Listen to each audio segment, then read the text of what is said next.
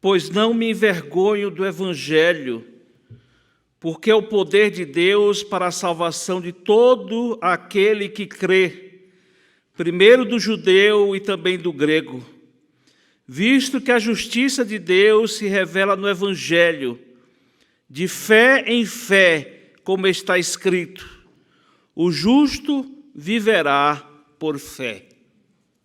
Irmãos, eu estava pensando, me preparando para pregar nesta manhã, se deveria pregar com relação à reforma protestante. Afinal de contas, é um dia ou um final de semana onde nós temos essas lembranças, né? O reverendo Samuel fez aqui um momento de oração com os pilares da reforma. Ontem nós tivemos o culto com relação à reforma. E eu lembrei, irmãos, que a nossa vida cristã, a nossa caminhada cristã é sempre assim, relembrando os pilares, relembrando as bases daquilo que nós cremos, daquilo que nós somos. A nossa obrigação, irmãos, honrosa como pastor, como pastores, é relembrar os irmãos dos pilares da nossa fé, daquilo que nós somos. Esse é o nosso dever, sempre enfatizando, sempre lembrando, relembrando os irmãos quem nós somos. Porque foi num dia como esse, 31 de outubro de 1517, que Martinho Lutero, ele pregou publicamente as 95 teses na porta da Catedral de Wittenberg, na Alemanha. E essas teses tinham como propósitos as mudanças que deveriam ser feitas na igreja, e por isso o nome reforma. E se nós formos ver a história, Martinho Lutero não tinha pretensão nenhuma de realizar aquilo que nós conhecemos hoje como reforma protestante.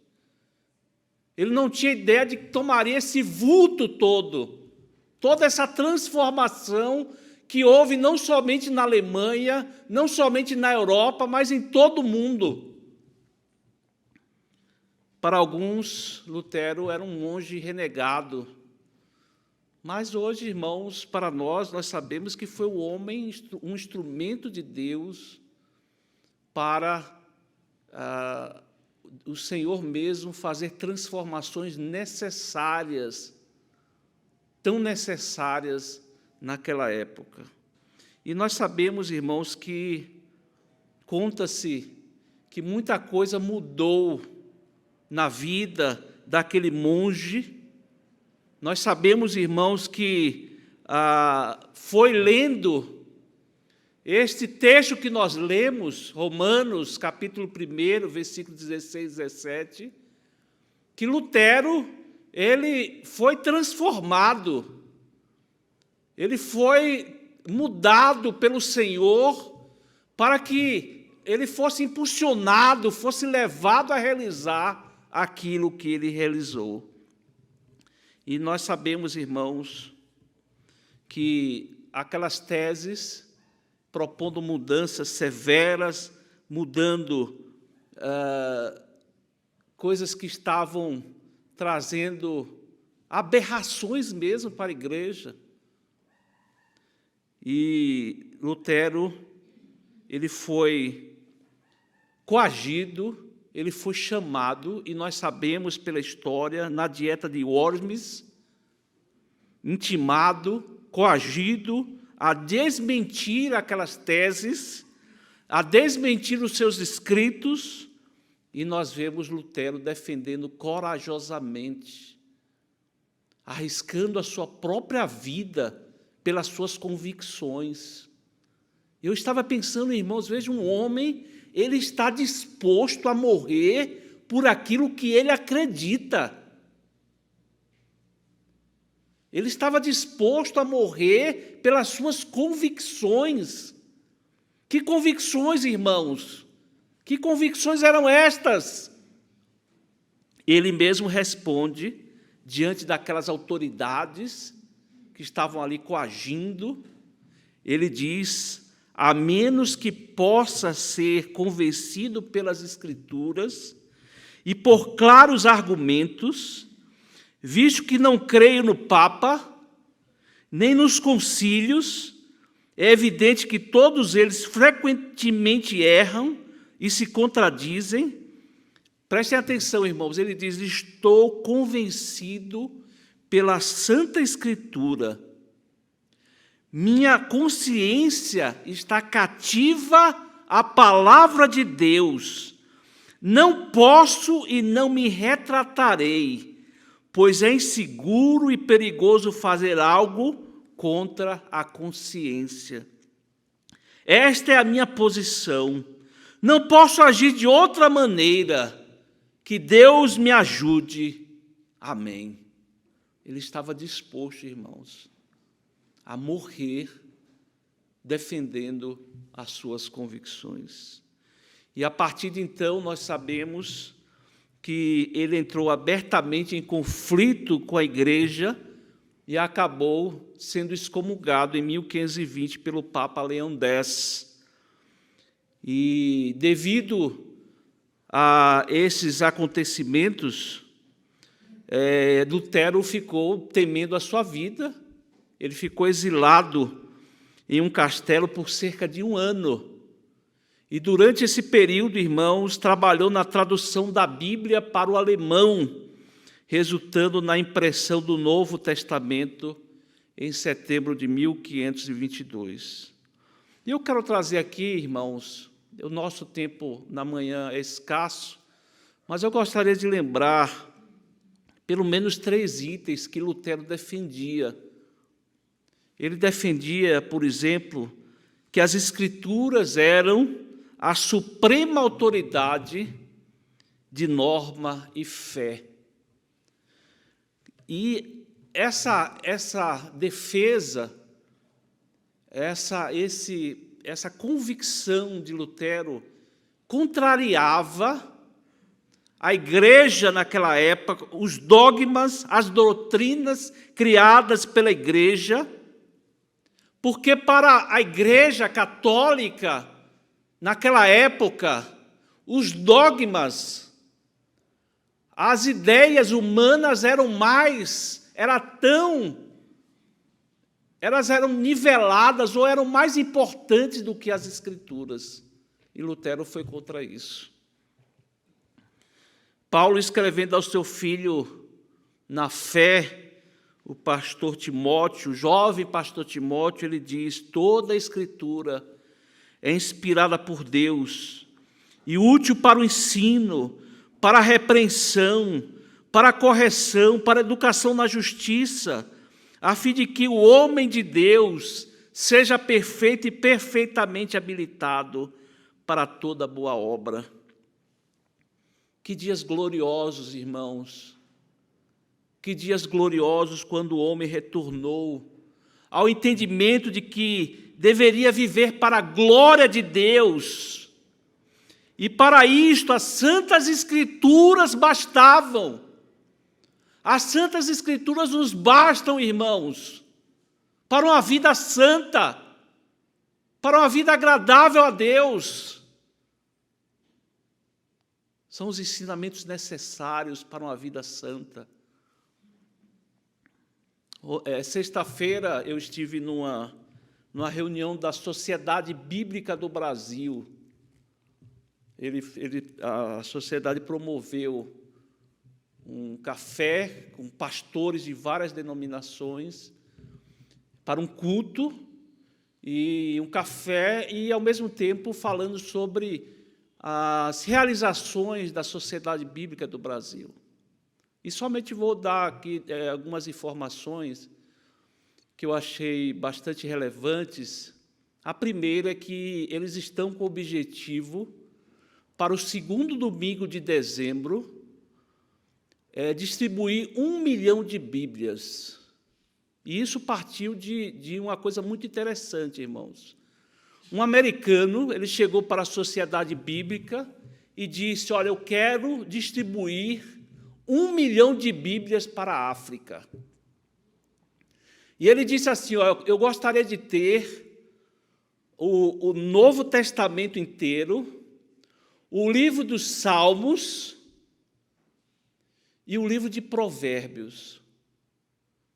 E eu gostaria, porque ele levou em consideração lá na África, com aquele calor, com aquela forma de vida que os africanos têm, eu gostaria que fosse algo muito bom, com capa de couro, resistente, para que aquele povo tenha acesso à palavra de Deus. E aí o americano propôs isso, eu quero bancar isso, eu quero financiar 1 milhão de Bíblias para a África. E aí o responsável ali pela Sociedade Bíblica Brasileira falou, oh, que maravilha, graças a Deus por isso. E vamos fazer. Aí eles chegaram e disseram assim, o que é que o senhor pode fazer pelo Brasil?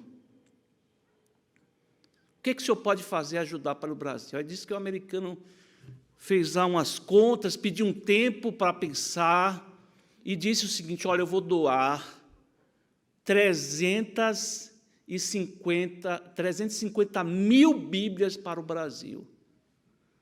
E aí, a partir disso aí, irmãos, a Sociedade Bíblica, ela colocou em prática um objetivo, 1 milhão de Bíblias para o Brasil. E qual é o objetivo? Cada pessoa que comprar 2 Bíblias desse formato, Novo Testamento, Salmos e Provérbios, todos aqueles que compraram 2 Bíblias vão ganhar uma Bíblia igual à que vai para a África. E com isso, com o objetivo de alcançar 1 milhão de Bíblias para o Brasil.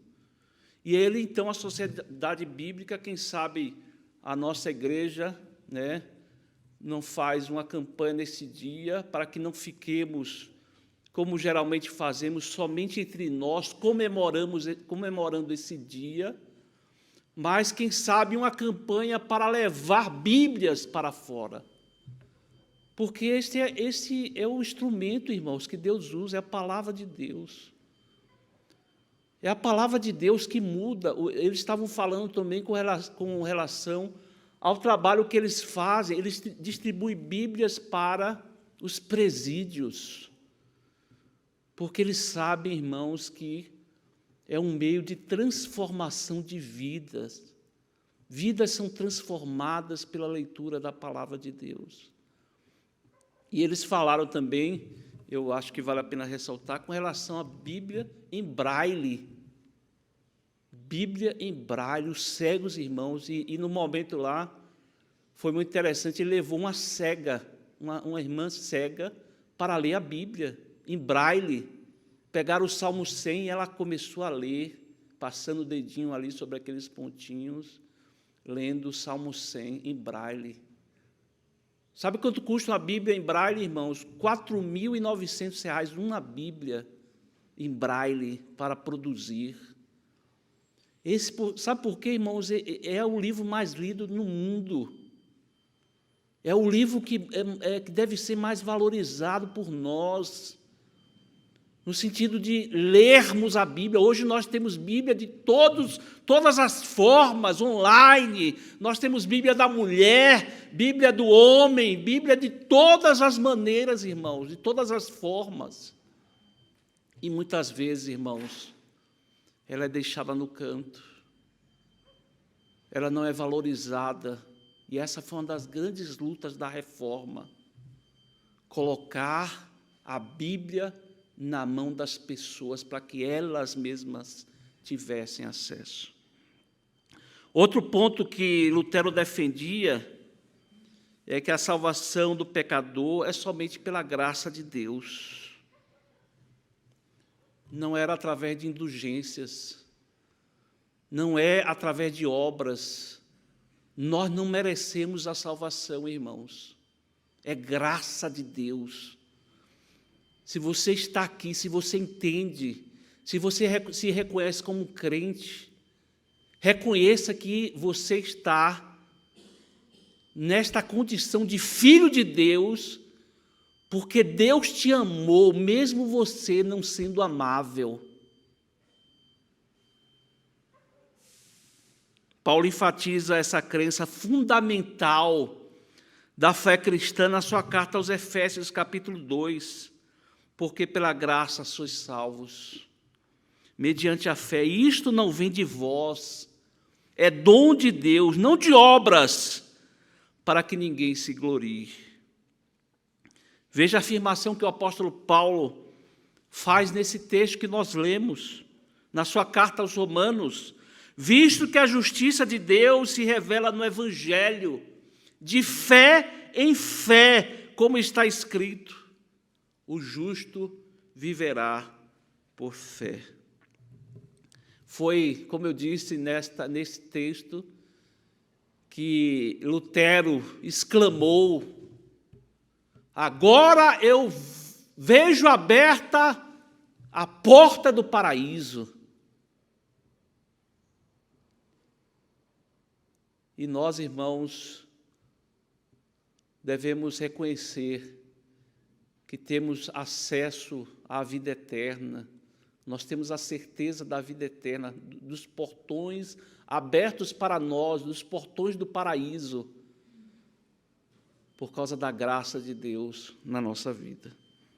E o terceiro ponto que eu gostaria de ressaltar, ponto que fazia parte das reivindicações naquelas teses de Martinho Lutero, é o sacerdócio universal dos crentes. E nós sabemos, irmãos, que para entender isso, nós precisamos voltar ao Antigo Testamento. E os crentes de hoje têm uma ideia muito errada com relação a isso. Acham que os pastores têm uma oração mais poderosa, acham que a oração do pastor é uma oração mais forte, mas há esse ponto da nossa fé muito importante, irmãos. Todos nós somos sacerdotes reais. Todos nós fazemos parte do sacerdócio universal dos crentes. E nós sabemos que no Antigo Testamento, aí sim tinha sacerdotes, que eram aqueles homens de Deus, que faziam aquela mediação, eram aqueles que levavam diante de Deus os pedidos de perdão do povo, através daqueles sacrifícios que eram feitos, animais eram sacrificados.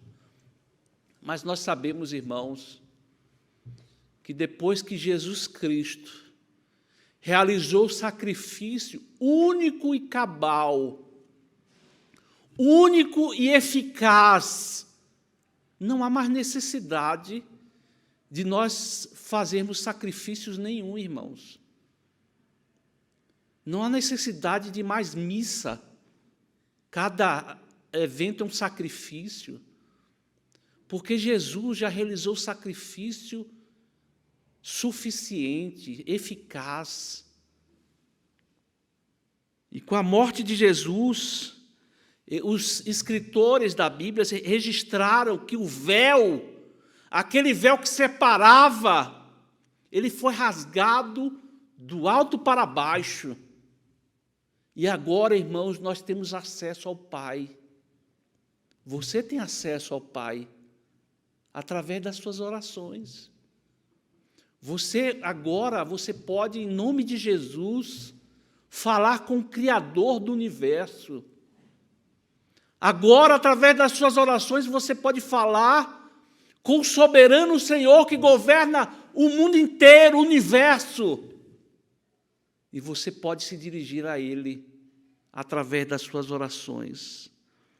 Lutero, baseado nos ensinamentos das Escrituras, ele invoca esse grande privilégio que nós temos, irmãos, de falar com Deus, de orar, de colocar diante do Senhor os nossos medos, as nossas frustrações, as nossas dificuldades, diretamente a Deus.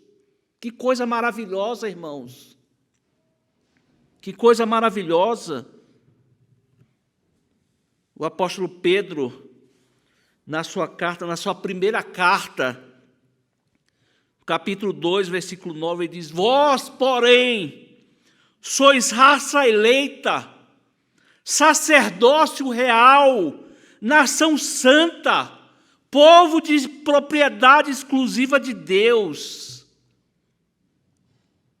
Para quê, irmãos? A fim de proclamardes as virtudes daquele que vos chamou das trevas para a sua maravilhosa luz. Meus amados irmãos, nós devemos valorizar esse legado inestimável que é a reforma protestante. Nós estávamos vindo no carro e a Cláudia falou dessa questão do Halloween no Brasil. Ela disse como o Halloween está chegando no Brasil cada vez mais. E nós vemos crentes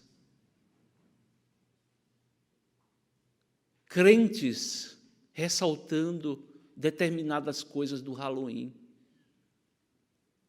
O Halloween chegando nas escolas, irmãos. As escolas estão comemorando o Halloween. Em todos os lugares estão ressaltando o dia das bruxas, da magia, da feitiçaria, coisas condenáveis por Deus. E hoje deveríamos estar ressaltando esse evento que mudou o mundo, que mudou todas as coisas, política, questão social, os governos, forma de governar, tantas e tantas coisas foram mudadas, irmãos, por causa da reforma protestante do século XVI. O mundo nunca mais foi o mesmo, irmãos. O mundo nunca mais foi o mesmo por causa das transformações oriundas da reforma protestante. Deus, por intermédio da sua providência e misericórdia, Ele levantou homens como Lutero, Calvino, John Knox e tantos outros, nos deixando essa herança bendita, essa herança inestimável, esse legado maravilhoso da reforma protestante. E que o Senhor nos dê graça, irmãos, para que nunca deixemos de lado, nunca tratemos a reforma protestante como algo pequeno, mas como obra de Deus, de um avivamento, de uma transformação para a sua igreja, para que, através do lema, sempre volte às Escrituras, que a igreja esteja sempre cativa à palavra de Deus, às Escrituras. Que Deus nos dê graça para isso, irmãos. Eu gostaria de terminar com uma ilustração contada por Saduco Nazink. Este homem, ele conta a história de um mendigo que ficou 21 anos pedindo esmola no mesmo lugar. Por 21 anos ele sentado numa pedra, pedindo esmola.